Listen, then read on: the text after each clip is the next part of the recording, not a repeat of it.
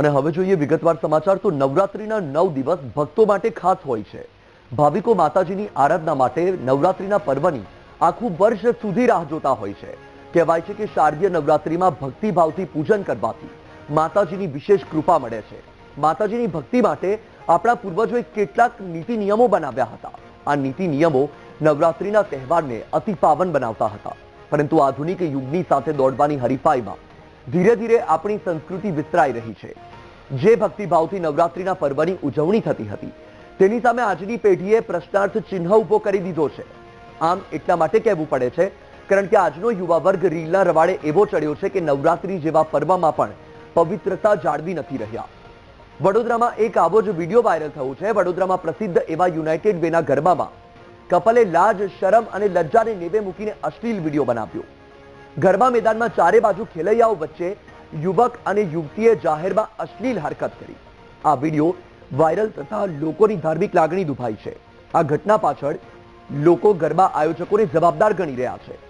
લોકો ચિંતા વ્યક્ત કરી રહ્યા છે કે આ ઘટના પછી અન્ય યુવાનો પણ ગેરમાર્ગે દોરાશે। એ નિર્ગુણ અને નિરાકારની ઉપાસના કરવામાં આપણી વચ્ચે અત્યારે જે સગુણ અને સાકાર હાજરા હજૂર છે એવી દરેક બહેન દીકરીઓને આપણે એને સમજવાનું, એને સ્વીકારવાનું અને એને સન્માન આપવાનું ચૂકી ગયા છીએ। આવા પ્રશ્નો જ્યારે ઊભા થાય અને ખાસ કરીને પોશાકને લઈને, હવે આમાં કોઈનો વિરોધ કરવાનો કે કોઈના તરફેણમાં બોલવાનો પ્રશ્ન ઊભો નથી થતો, પણ આ સંપૂર્ણપણે દરેક સ્ત્રીની, મેં પહેલા કહ્યું એ પ્રમાણે, જે સગુણ સાકાર શક્તિ સ્વરૂપા આપણી વચ્ચે ઉપસ્થિત છે એ દરેક સ્ત્રીની પોતાના વ્યક્તિત્વના, પોતાની સ્વતંત્રતાનો આમાં પ્રશ્ન છે। અને એનાથી પણ આગળ વધીએ તો આપણે જ્યારે એક સભ્ય સમાજ કે એક તંદુરસ્ત સમાજની વાત કરતા હોઈએ તો આ એ આપણા ઉપર પણ બહુ મોટો પ્રશ્ન આવે છે કે જ્યારે માત્ર ને માત્ર કોઈના પોશાકને લઈને આપણે કોઈની ઉપર અભદ્ર ટિપ્પણીઓ કરતા હોઈએ ત્યારે આપણે એ વસ્તુ સમજવી પડશે કે ડુંગરાવાળીને પૂછતા પૂછતા આપણે ક્યાંક ને ક્યાંક આપણી આ ઉમરાવાળીને ભૂલ્યા છીએ।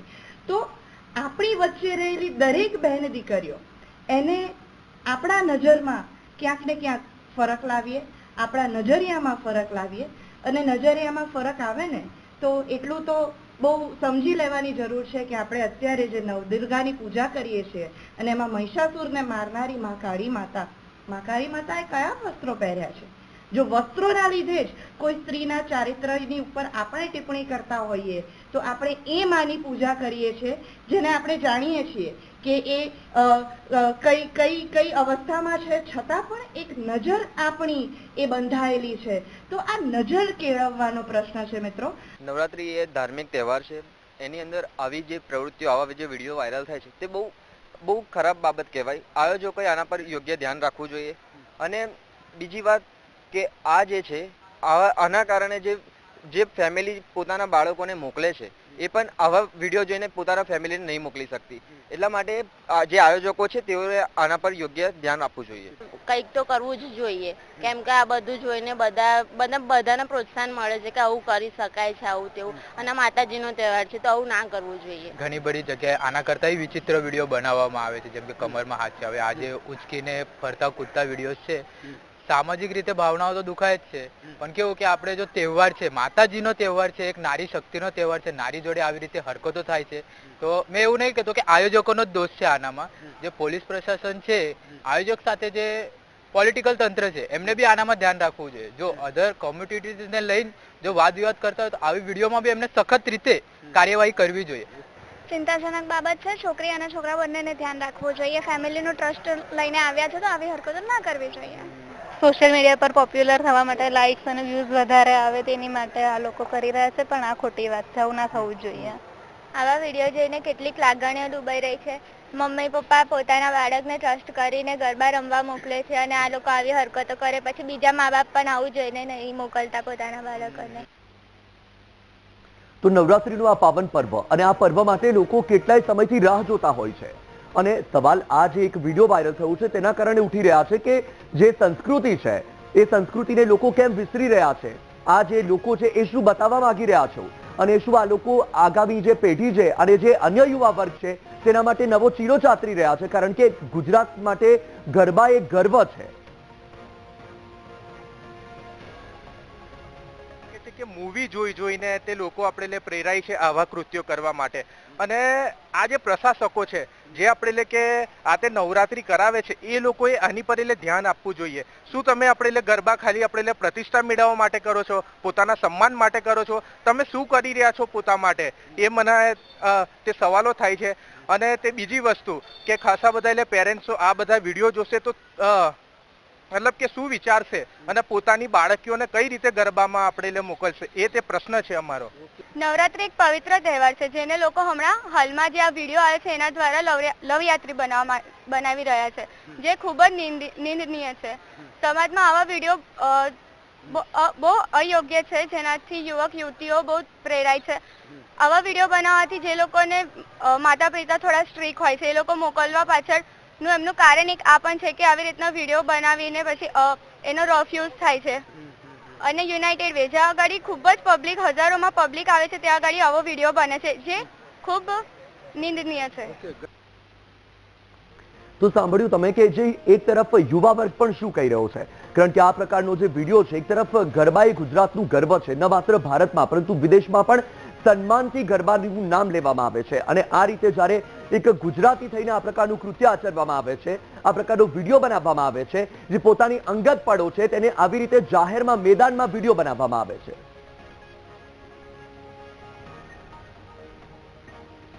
ગુજરાતનો નવરાત્રીનો તહેવાર સમગ્ર વિશ્વમાં પ્રસિદ્ધ છે. ભાતીગળ સંસ્કૃતિથી પ્રસિદ્ધ એવા નવરાત્રીમાં ગરબે ઘૂમવા માટે દેશ વિદેશથી લોકો ગુજરાતમાં આવતા હોય છે. ત્યારે હવે એ દિવસ દૂર નથી જ્યારે ગુજરાતની ઓળખ સમાન ગરબા ધીરે ધીરે પોતાનું અસ્તિત્વ ગુમાવી દેશે. કારણ કે યુવાનો ભક્તિના બદલે અશ્લીલતા તરફ પડ્યા છે.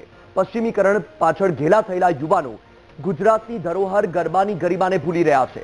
જુવા દ્રશ્યો એક તરફ રાજકોટ અને બીજા દ્રશ્યો મોરબીના છે, જેમાં ગરબાના આયોજનમાં ફિલ્મી અશ્લીલ ગીતો વગાડવામાં આવ્યા હતા અને ગરબા રમવા આવેલા યુવાનો આ અશ્લીલ ગીતોમાં ઝૂમ્યા હતા. આ તસવીરો ગુજરાતની ભાતીગળ સંસ્કૃતિની ગરિમાને લાંછન લગાડે છે.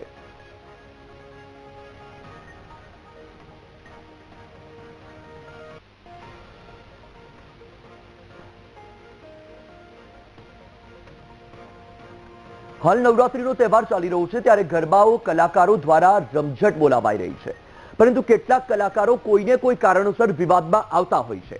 આવું એક નામ એટલે કલાકાર ઈશાની દવે. સોશિયલ મીડિયામાં ઈશાની દવે તેના પહેરવેશને લઈને ભારે ટ્રોલ થઈ રહ્યા છે. લોકો ઈશાની દવેના પહેરવેશને લઈને અનેક ટીકા કરી રહ્યા છે, જેને લઈને વિવાદ ઉભો થયો છે. જો કે ટ્રોલ થઈ રહેલા ઈશાની દવેની વારે હવે તેના ભાઈ હાર્દિક દવે આવ્યા છે. તેમણે વીટીવી ન્યૂઝ સાથે ખાસ વાતચીત દરમિયાન ખોટી કમેન્ટ કરતા લોકો તેની સંકુચિત માનસિકતા દર્શાવતા હોવાનું કહ્યું. તો સ્ત્રીઓ સ્વતંત્ર છે અને પુરુષોએ પોતાની માનસિકતા અને દ્રષ્ટિ બદલવાની જરૂર હોવાનું પણ કહ્યું.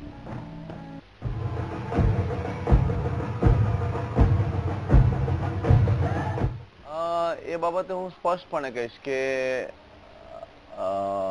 ગુજરાતના કે પછી બીજા લોકોની ત્યાં સંકુચિત માનસિકતા પણ છે, જેમ આપણે ઘણીવાર એવા આક્ષેપ કરતા પણ જોઈએ છે કે છોકરીઓ ટૂંકા કપડાં પહેરીને નીકળે છે એટલે પુરુષોની નજર બગડે છે. એવું નથી હોતું. આપણે આ વાતને બીજી રીતના વિચારવી જોઈએ કે આધુનિક યુગમાં અત્યારની કોઈ પણ ફિમેલ આર્ટિસ્ટ હોય એ સ્વતંત્ર છે પોતાના ડ્રેસિંગને લઈને. હા, એને ક્યાંક ડ્રેસિંગમાં ઉચિત થતું હોય તો એ વાત એ એક્સિડન્ટ બનતા હોય છે, પણ એ સ્વતંત્ર છે. એને કઈ રીતના પહેરવેશ પહેરવો, અને એવો પહેરવેશ આપણે ત્યાં લોક સંસ્કૃતિમાં પણ પહેરાતો આવ્યો છે. એવું નથી કે આપણે આ તાલિબાન નથી કે અહીંયા આપણે બુરખા પહેરીને ફરતા હોય. એટલે હું ત્યાં બીજી રીતના વિચારું છું કે પુરુષ પ્રધાન સમાજમાં સ્ત્રીઓએ દબાઈને રહેવું જોઈએ એ વાતને વધારે મહત્વ આપે છે. ત્યાં હું સહમત નથી. આપણે પુરુષોએ પણ એની દ્રષ્ટિ બદલવાની વધારે જરૂર છે. એ પહેલું કામ એ કરવા જેવું છે. એટલે હું આ વાતમાં આપણી સાથે સહમત ન થઈ શકું.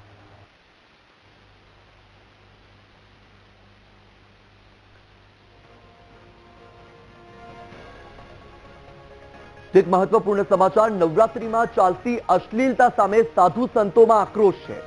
નવરાત્રીમાં ચાલતી અશ્લીલતા અને તેની સામે હવે સાધુ સંતોમાં પણ ભારોભાર રોષ જોવા મળી રહ્યો છે. કારણ કે નવરાત્રીના નામે જે રીતે અંગ પ્રદર્શન કરવામાં આવી રહ્યું છે, અશ્લીલતા આચરવામાં આવી રહી છે, એ પ્રકારે વિડીયો બનાવવામાં આવી રહ્યા છે કે જેનાથી લોકોની આસ્થા, લોકોની શ્રદ્ધા સાથે ચેડા થાય. અને આ જે અશ્લીલતા છે તેની સામે સાધુ સંતોમાં ભારે રોષ છે. એક વિડીયો છે કે જે અત્યારે સોશિયલ મીડિયામાં વાયરલ થઈ રહ્યું છે અને તેને લઈને ભારોભાર રોષ છે.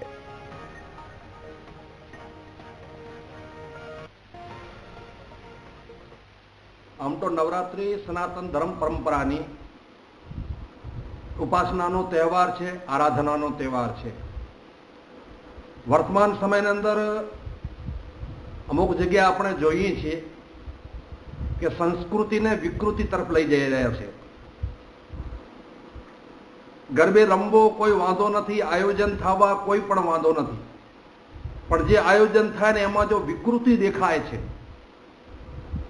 જો ન થવાના જો કાર્યો થાય છે, એનાથી ધર્મને નુકસાન પહોંચે છે અને સમાજ વિકૃતિ તરફ દોરાય છે. ગઈકાલે એક વડોદરા નવરાત્રીનો વિડીયો સામે આવ્યો છે અને એ વિડીયો આપણે જોઈ પણ ન શકીએ. એ કક્ષાનો વિડીયો, એ વિડીયોની અંદર એટલી હરકત, આપણાને પણ શરમ આવે. એટલા માટે આ જે પણ નવરાત્રીઓના આયોજન કરે છે, આયોજકો હોય છે, એને તો સખ્ત સજા મળવી જોઈએ. સાથે સાથે જો લોકો આ ધાર્મિક કાર્યક્રમમાં આવીને આવો વિકૃતિનો કામ કરે છે, આ લોકોને પણ એવી સખ્ત સજા મળવી જોઈએ કે જિંદગીની અંદર ભૂલી જાય બીજી વાર આવો કરતા. આ સનાતન પરંપરા છે, કોની બાપની જાગીર નથી કે ધર્મની અંદર ગમે તે તમે આવીને કરી શકો. એટલા માટે મારી સરકારશ્રીને પણ વિનંતી છે કે આવા લોકોને એવી સખ્ત સજા મળવી જોઈએ કે એની આવવાવાળી પેઢીઓ પણ યાદ રાખે કે ધાર્મિક કાર્યક્રમોની અંદર આવો વિકૃત કાર્ય ના કરાય. અને આવા લોકોને ચિહ્નિત કરવા પણ જરૂરી છે. આવા લોકોને સમાજ બહિષ્કાર પણ કરે, ત્યારે જ આ લોકો સુધરવાના છે અને ધર્મ છે એ પછી ધર્મ રહેવાનો છે. નહીં તો આવા લોકો ધર્મને અધર્મ તરફ દોરી રહ્યા છે. તો તમે સાંભળ્યું કે સાધુ સંતોમાં પણ ભારે રોષ છે. એક વિડીયો યુનાઇટેડ વેનો કે જે અત્યારે સોશિયલ મીડિયામાં વાયરલ થયું છે, એક કપલ કે જે જાહેરમાં ચુંબન કરી રહ્યું છે અને એ પ્રકારનો એક વિડીયો પોસ્ટ કરવામાં આવ્યો છે અને તેનાથી ભારોભાર રોષ ફેલાયો છે. જે આજની યુવા પેઢી છે એ સ્થળ અને પ્રસંગની ગરિમા પણ ભૂલી રહી છે. સવાલ એ ઉઠી રહ્યો છે કે શું તમે શૌચાલયમાં જઈને ભોજન કરી શકો છો? તમને એ ખબર પડે છે? તો પછી શા માટે તમને ખબર નથી પડતી કે જ્યાં અહીંયા માતાની આરાધના થાય છે, શક્તિનો આ પર્વ છે, તો ત્યાં જઈને તમે આ પ્રકારની વિકૃતિ કરો છો?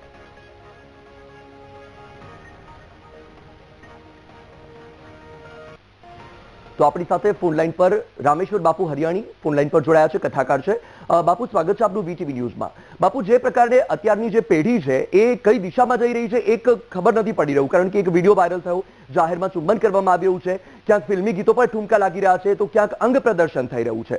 બાપુ, આપની પ્રતિક્રિયા.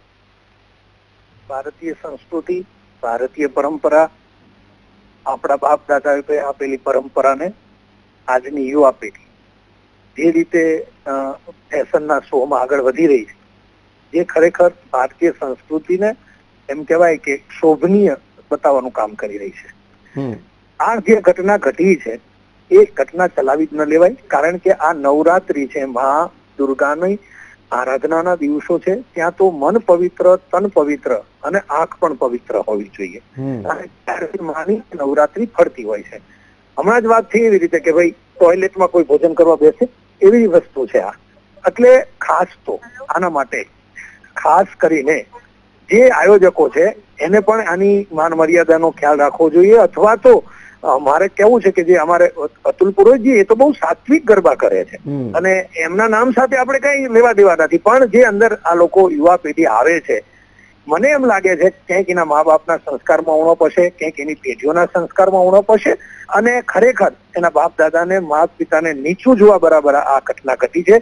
એટલે સરકારે બધી બીજી તો વ્યવસ્થા કરી છે કે ભાઈ બહેનો દીકરીઓની સેફટી માટે બધી વ્યવસ્થા કરી, પણ હવે જે ચાલુ કરવા આ ઘટના ઘટે એ ખરેખર એમાં આપણે શું કરી શકીએ. પણ આજની યુવા પેઢીએ સમજવાની જરૂર છે કે આ કોઈ ફિલ્મ અથવા તો કોઈ થિયેટર નથી, અથવા તો કોઈ એવું કઈ માના ચોકમાં છો તમે, આરાધનાના ચોકમાં છો તમે, જગદંબાના ચોકમાં છો, તમારી સામે કોણ છે? જગત જનની માં ભવાની છે.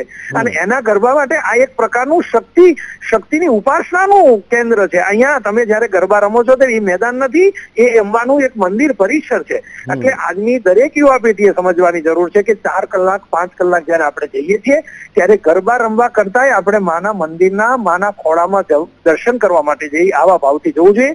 એટલે ખાસ તો આ નવી પેઢીને, યુવા પેઢીને એક ભારતીય સંસ્કૃતિને દીપાવી શકે એવા એક સમાચાર આપું છું કે બહુ માન મર્યાદાથી જાઓ, બહુ વિવેકથી રહો, અને આંખને પણ આમ સંભાળીને રાખો, અને શીલ પ્રત્યે થોડી કાળજી રાખજો. કારણ કે તમારા મા બાપને નીચું ન જોવું પડે, તમારા બાપ દાદાને નીચું ન જોવું પડે, ભારતીય સંસ્કૃતિને આમ નીચું ન જોવું પડે, એનો ખાસ ધ્યાન રાખો.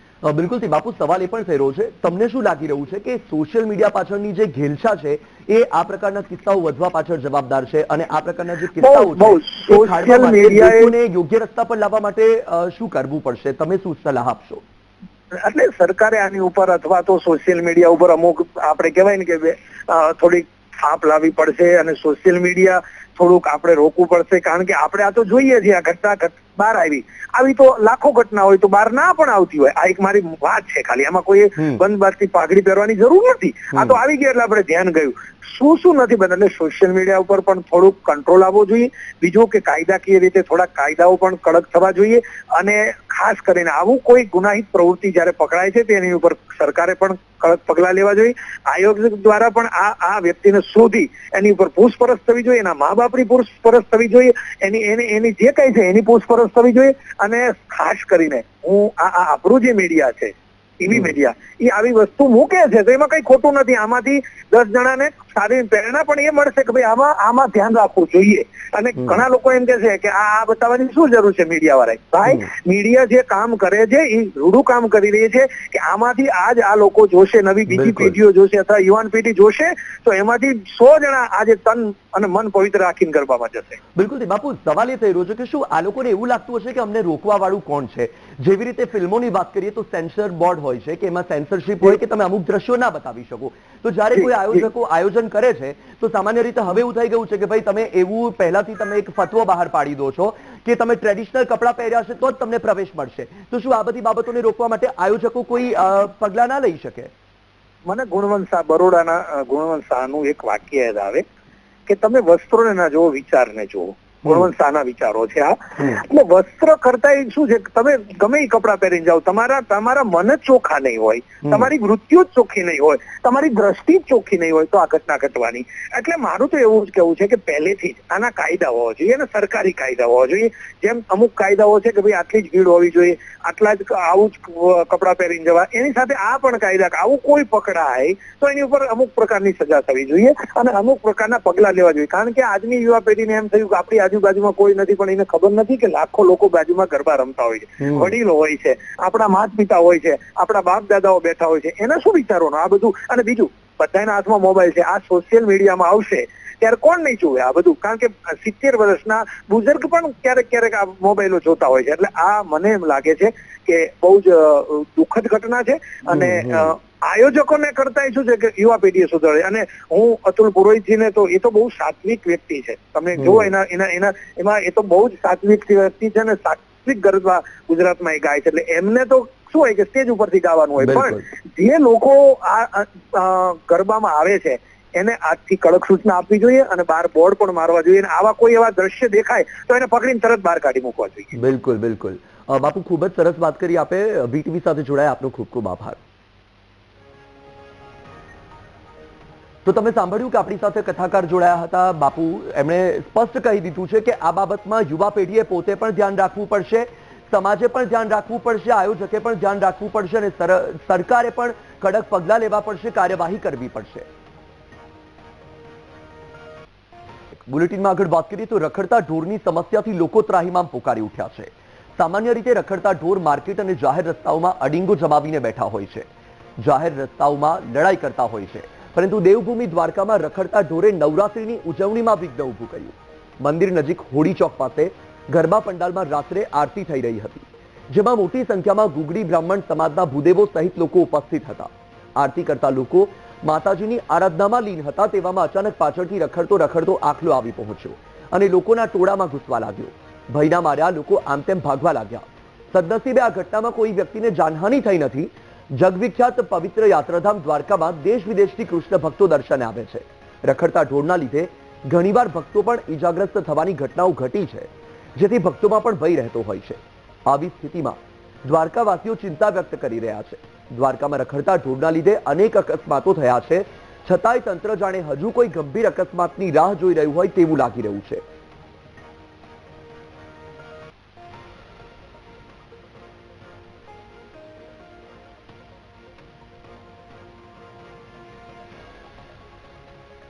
ખબર જ છે કે આ ગોધાનો કેટલો બધો ગામમાં ત્રાસ છે.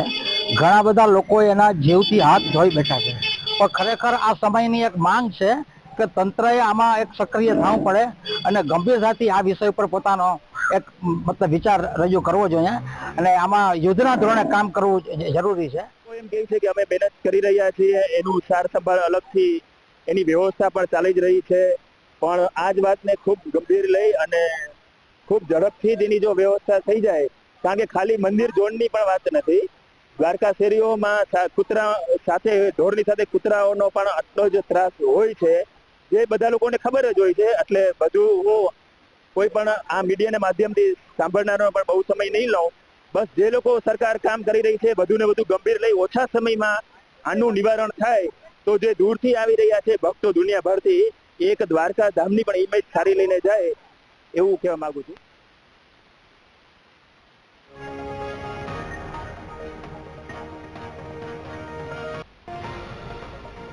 તો આ સાંભળ્યું તમે, દેવભૂમિ દ્વારકાથી આ દ્રશ્ય સામે આવ્યા છે કે જ્યાં ભક્તો માતાજીની આરાધના કરી રહ્યા હતા, પૂજા ચાલી રહી હતી અને અચાનક ત્યારે એક રખડતો આખલો ત્યાં આવી પહોંચ્યો. ભૂતકાળમાં પણ આ પ્રકારના દ્રશ્યો અનેક વખત જોવા મળ્યા છે. ભૂતકાળમાં પણ ઈજાગ્રસ્ત થયા હોવાના દ્રશ્યો આપણે જોઈ ચૂક્યા છીએ કે રખડતા ઢોરના કારણે અનેક વખત ભક્તોને ઈજા પહોંચી છે.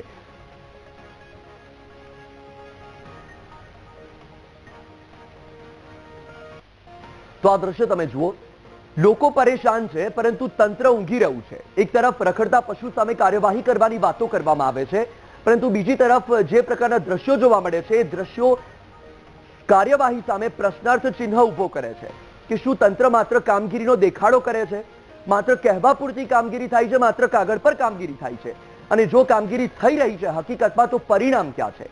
શા માટે વારંવાર આ પ્રકારના દ્રશ્યો જોવા મળે છે? શું તંત્ર કોઈ નક્કર કાર્યવાહી નથી કરતું? ભૂતકાળ સાક્ષી છે, અનેક ઘટનાઓ બની ચૂકી છે. હાઈકોર્ટે પણ રાજ્ય સરકારનો ઉજળો લીધો હતો, ત્યારબાદ આદેશો આપવામાં આવ્યા પરંતુ કાર્યવાહી માત્ર શૂન્ય.